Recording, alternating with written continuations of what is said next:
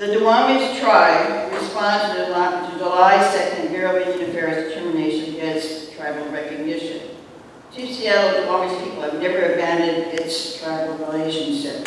We are the Duwamish Tribe that signed the Cornelia Treaty, and we will continue to fight on.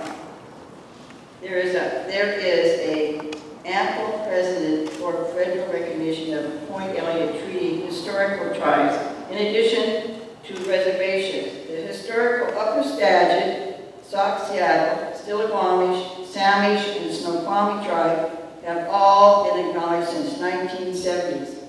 We find that the Bureau has labeled the Duwamish Tribe as a new 1925 organization in their attempt to create a scenario that we are not a continual tribe. The Duwamish organized under a written constitution in 1925 to be the more powerful in pursuing tribal rights. The Clinton administration recognized the change as evidence of tribal continuation in 2001 and a positive determination of the Duwamish Tribe. The Clinton administration reviewed the petition under the fundamental tender of federal Indian law that statutes and regulations enacted for the benefit of Indian tribes to be interpreted in their favor. Does the BI know us? They appear to be clueless, especially when Fleming, who is the director of the Federal Acknowledgement Bureau, sends a letter July 2nd, dated 1915, to Burien office, and we haven't been here for 15 years. You wonder what they're doing back in that office. The Bureau of Indian Affairs mailed the decision to that Burien office, and we have not been there, like I said, for 15 years. The BIA is ignoring the office. We are still here and thriving as a Duwamish, are thriving at the Duwamish Longhouse. And anybody can have a copy. I wish that somebody pursue and contact Mr. Fleming from the Bureau of Indian Affairs why he sent this to our old office when we have not been there.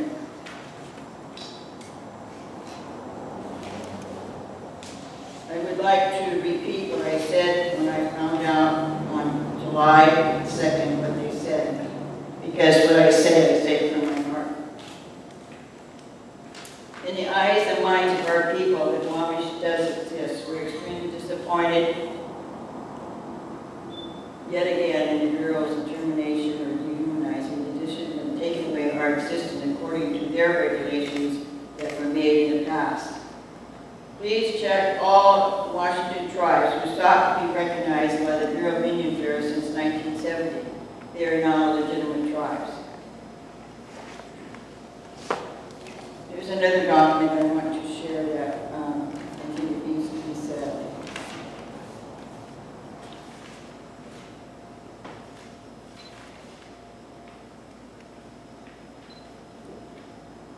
The Duwamish Tribe is here today to let you know that besides what the Department of Interior has claimed in their decision, the Duwamish Tribe, who are the descendants of the signers of the Cornelia Treaty, will continue to seek other means, be it legal or otherwise, to overturn this negative determination. The Duwamish Tribe were given in July 2nd, as you know, by Lee Fleming. Mr. Fleming suggests to the Duwamish people that they may be eligible for services and benefits as Indians by enrolling in recognized tribes. It's not an option for our people, as it has not become clear by now, after 165 years, the Duwamish do not want to be known by any other name. Then by what are we? And that is what we are Duwamish. We signed a treaty in 1855 establishing a treaty relationship with the federal government. We are promised to establish a place set aside for our people. That did not happen. Nor did they make that good or on that promise to pay for land that was ceded to them in exchange for a land base. After 75 years for compensation, in every part of the 1900s, the Duwamish formally organized to seek compensation for the promise to pay them for the land that was given for the exchange for the right to our for our rights, be it food sources, rights to live in a place amongst our own people, and a right to promise service to our people. The 1925 lands claim brought against the Duwamish community government was organized and led by the leaders of the Duwamish. No other tribe represented the interests of the Duwamish and acted on behalf of the Duwamish, but the Duwamish themselves by organizing under the 1925 Constitution that is still in effect to this day. We have shown consistent, unbroken legacy of acting on behalf of our own people. The tribe will not let the IBIA determine when the Duwamish are now, where the Duwamish are now. We are asking for those watching to support our efforts to abolish the policy of IBIA who do not seek to restore tribes, but to exterminate them. This is disgusting. The Duwamish tribe are a treaty tribe, and no amount of documentation or interpretation by this AG can designate the truth about the Duwamish. We will continue to advocate for the rights of the Duwamish to have a voice and a place in the city of Seattle. The Muckleshoot tribe wants you and the government to believe that we are successor of treaty rights.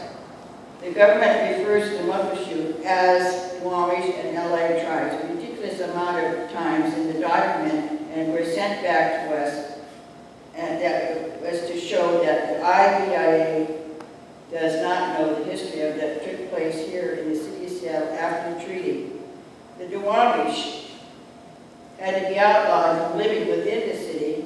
Does that sound like people moving to a reservation? We are petitioned against the citizen of Seattle for a place for our own reservation. Why? Because they didn't want the Indians that had always lived in the Puget Sound, in this Puget Sound. The Muckleshoot have robbed us from the right to continue to be here in peace and provide for our own people. And I have to tell you, in the last 20 years, I have called down to Muckleshoot's office asking the leaders to come to us, to meet with us and see what their problem is. No response. And I tell you, in Indian country, we try to be friends with everybody, and we are. In Indian country, it is the Indian way to share and everything, and that is not happening with the Muckleshoots. The Muckleshoots intervened against our petition, going to make the most empowered to undo the injustice that the tribe has faced. The Muckleshoots have forgotten who they are as human beings. The Muckleshoots symbolize the brokenness within the Native American community. Indian people should not be fighting against one another for what little the government has allowed Indian tribes to retain for their own land and cultural sovereignty. And when we signed that treaty in 1855, we did not give up sovereignty. You will not see it in the treaty of 1855 where the Duwamish gave up sovereignty. What that means, we speak for ourselves. We ask that you support us through this campaign called Stand with the Duwamish. Please support Congressman McDermott, who has tried several times to get a bill through Congress on our behalf. We ask you to continue to pray for the Duwamish people as we move through another difficult time in our history. We will be praying for you all, including the Muckleshoot. We seek justice, and we continue to seek it because we are not alone. Our ancestors are here, and I'll tell you why they're here. Because when we built this longhouse, and we had it blessed, we were told by whoever blessed us that your people are here, and our spirits are here, and our chief is here too. And the truth is on our side. So I'll open the floor if anybody wants to ask any questions briefly, because I know you're not going to get on to the day. So is anybody any questions? Yes. You mentioned Representative McDermott. Have you had any interaction with our federal delegation since you received the letter? None. Are you seeking it? One of our board members,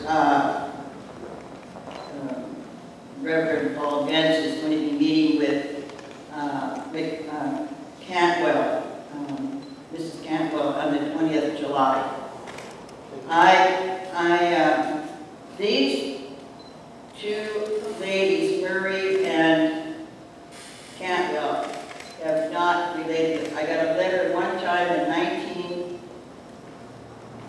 1989 from Murray, a long time ago, and the letter didn't say anything. What I was asking her is to support the Duwamish Tribe. Nothing. Anyway. Cecile, could you describe what you see as the next options to keep up the fight? Is there an appeal? Is it Congress? What's the next option? Well, I think that I told you that we're not going to give up. There's something wrong with the system, and why is it, and I've always said this through the years, why do they set up regulations that does not help tribes get through the system to be recognized? It doesn't happen.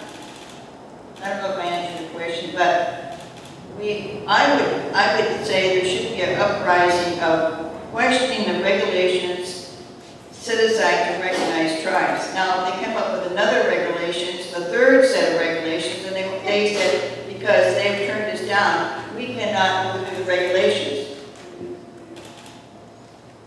That's wrong, too.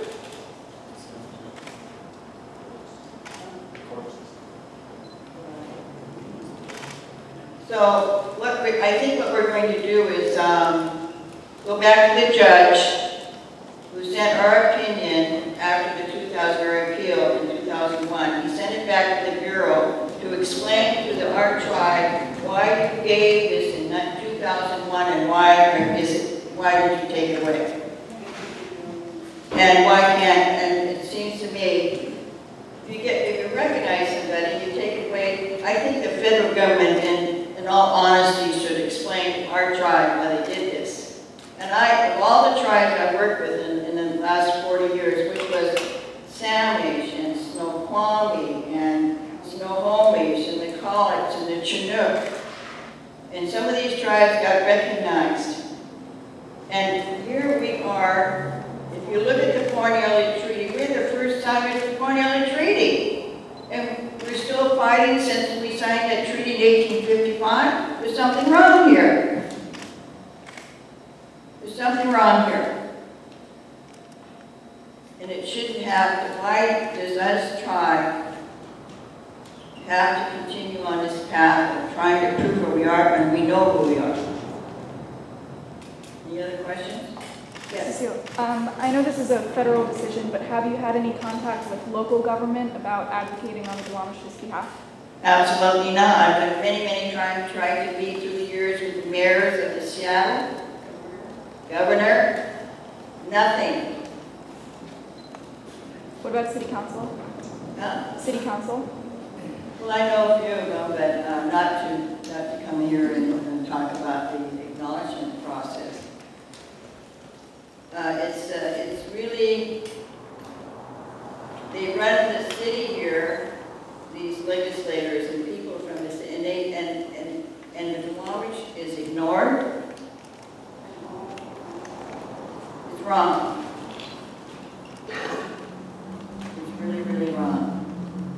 The other question? Cecile, I know the paperwork you got said it was a final decision of the denial. Do you see this as a dead end with the federal regulation process, or do you see there's still a... Well, I don't know what they're going to do with the regulations, but they're not working. They didn't work for us. I really think that they need to, and the question will be going out from our tribe once we settle down and we try to formulate our battle of where we're going with this. But I'm going to tell you, we're not going to give up. And we had a brief council meeting last night, and we'll be calling another meeting this week to sort of formulate what we're going to be doing regarding this. But I think there should be an uprising from the citizens of this city that their indigenous people are not acknowledged by the federal government from insane regulations that was not made to help anybody. As many times as I went back to D.C. to testify on behalf with other tribes, 6 other tribes, when I started in 1975, there was 13 tribes in the Puget Sound seeking acknowledgement. And now the one that has signed the appointed a treaty, we don't have it, but other tribes have got recognized. And they are, and it's really sad, I've heard from a few tribes, but I think they're in shock too. I mean, I'd like to think they're in shock, what has happened to the Duwamish tribe.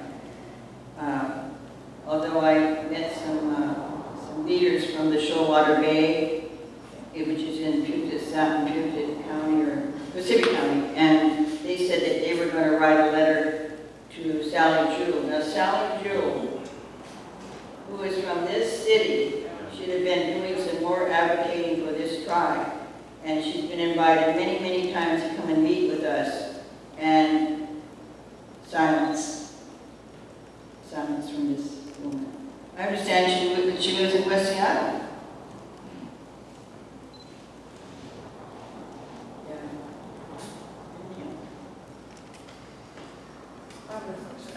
Can you describe a little just the toll this has taken on the tribe to go through this 4 decades of this fight? The toll it's taken on the tribe and on you personally? Well, I get that question, the toll on myself. I would say that all I can do is, you just take the problem to the Creator, give you the courage to continue on. Many, many times I've decided I'm going to step aside. Lawyers have said, no, Cecile, you've been involved many years, you just stick in the battle. The other part of that question was? On the tribe as a whole, what's happening? We're here. We're not going to go. I keep saying we may not sit on a designated reservation like Elki or downtown Seattle where they're making the tunnel. We are here. Even though you don't see it, we're not invisible. We are here. We're just assimilated and into the society or the community, but we're here. And we'll continue to be here. I don't think that we're going to disappear just because the federal government decided we were not a treaty tribe or we weren't recognized. I mean, we were delighted to get that decision in 2001, and then to put a hold on it and then take it away. And that one, the reason I keep bringing up that IB, what I'm trying to find it. What IB? Okay. Well, that thing, they're supposed to review it. There's something wrong when you asked to go there, and they refused in 2001 to review that negative, to review our recognition and why they took it away. There's something wrong here. And that should be investigated why they did it. Yes. Could you describe the certain rights that other treaty tribes have access to that you don't right now? The rights that that stick with you the most, that are most significant to you? What now? The rights that are most significant to you that other treaty tribes have access to that you don't have access to right now? Oh, yeah. Well, services we don't get Indian child welfare and education and health and Access to our housing. artifacts. Oh, another thing that bothers me. Well, I shouldn't say bothers me. It is an awful thing that they discovered. Now you can't go anywhere into the city that we didn't live. But the archaeological site across that was discovered because the Port of Seattle was going to build a terminal in 1974 or 75. And the survey came in, and the Port of Seattle gave it to the Bird Museum. And they told us that once we get a place, those artifacts are going to come back to us. 3 years ago, we met with the Bird Museum because we heard some dialogue about the artifacts. In the meanwhile, the Port of Seattle, the Bird Museum, 2 other tribes, mainly Muckleshoot, they gave our artifacts taken out of that village over here, documented village. They took them and they gave them back to them.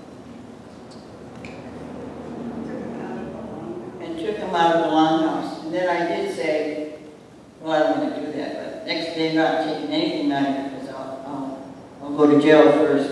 No, I don't want to go to jail. I don't want to go to jail, but it's wrong. You know, you kind of have to joke around about this, but it's really serious that they take the artifacts across the street and they give them to two tribes and then don't even exist. I mean, it doesn't pertain to them.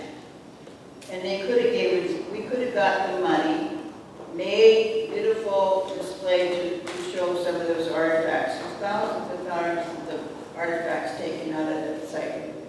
Yeah. Yes. Oh, I thought somebody. Yeah. Cecile, I think you should make our visitors aware that this longhouse was built because of hard work between Duwamish tribal members and early pioneer settlers. We went to work because we knew they needed the money to build this. The descendants of settlers. Pioneers. Well, they were feeling a little guilty what they had driven our people out here, so they helped. They helped to advocate to build the longhouse, which took us, and we've been open, what, 6 years now? First longhouse since 1894 when they burned the last longhouse down. Anyway.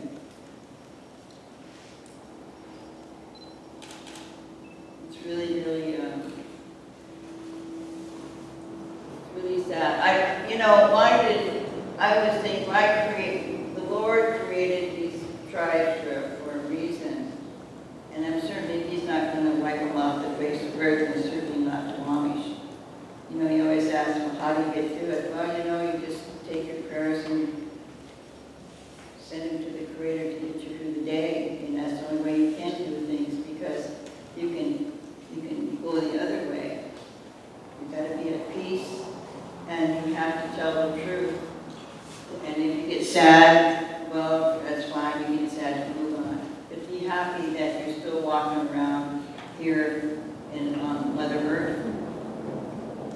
I think that sometimes we take things for granted, and we're so blessed here in Seattle.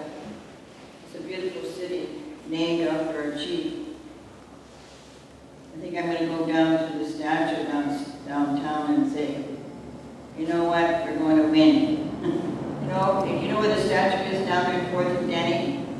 Yeah. But he's here with us today. Any other questions? Yes. Gotten any support from other tribes? What? Have you gotten support from other tribes or other target?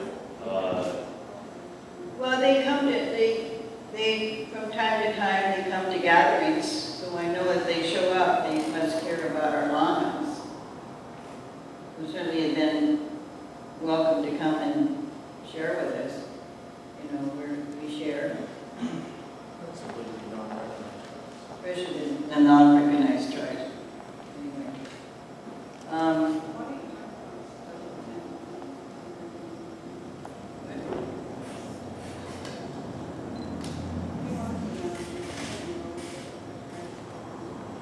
Well, our tribe, how I got involved, and I always tell this story, this is true.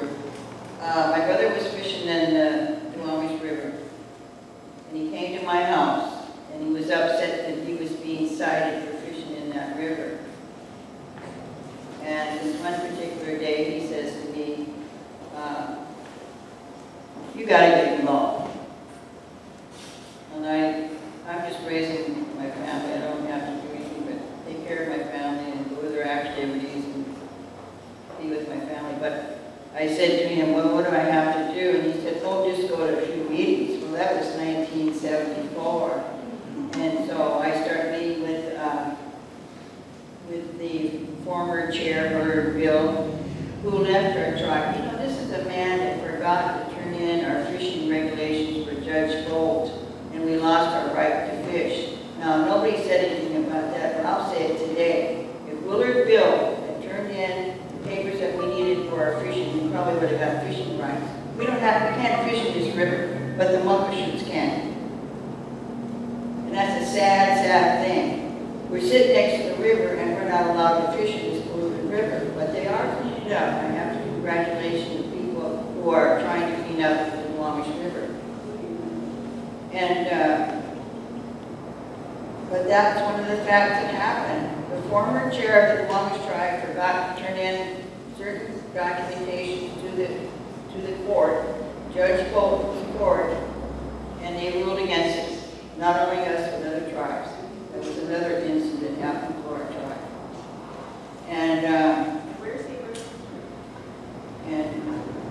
it's really sad that the fishermen that do fish out in this river, they don't honor this river because we get phone calls. There's somebody tied to my land here, what do I do? And I said, well, we're not allowed to fish there, so you're going to have to call the Lumbershoots, the fishermen down there. But I think they have not been, the young fishermen that are now fishing, they've not been told what to do to fish and to honor the river and to bless the fish that come up there, they can, you know, because they're trying to make a living. That's what my brother was trying to do. And, but anyway. They don't regulate it anymore. Pardon? They don't regulate it anymore.